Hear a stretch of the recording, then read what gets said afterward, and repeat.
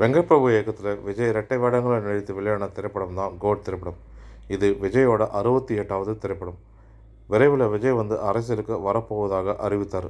இந்த நிலையில் இந்த படத்தை ரசிகர்களிடம் பெரிய எதிர்பார்ப்பை ஏற்படுத்தியது. அதே நேரம் இந்த படத்துக்கு கலவையான விமர்சனங்களை பெற்றுட்டு வந்தாலும் விஜய் ரசிகர்கள் இந்த படத்தை கொண்டாடிட்டு தான் வராங்க.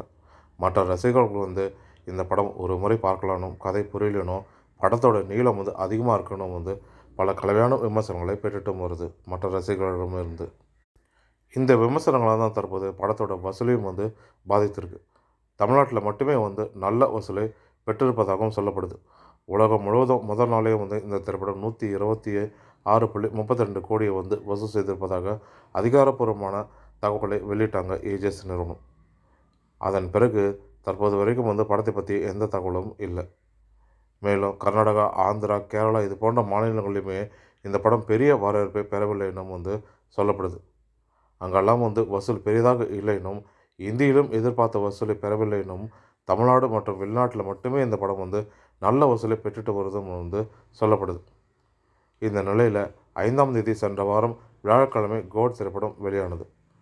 10ஆம் தேதி வரைக்கும் தமிழ்நாட்டில் மட்டும் 125 கோடி வசூல் செய்திருப்பதாக சொல்லப்படுகிறது.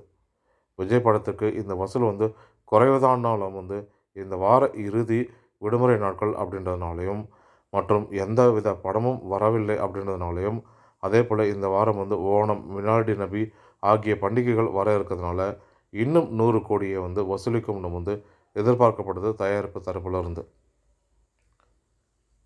மேலும் இது போன்ற தமிழ் சினிமா தொடர்பான சுவாரஸ்யமான தகவல்களுக்கு ஆரன் தமிழ் சினிமா யூடியூப் சேனலை பார்க்கும். நன்றி, வணக்கம்.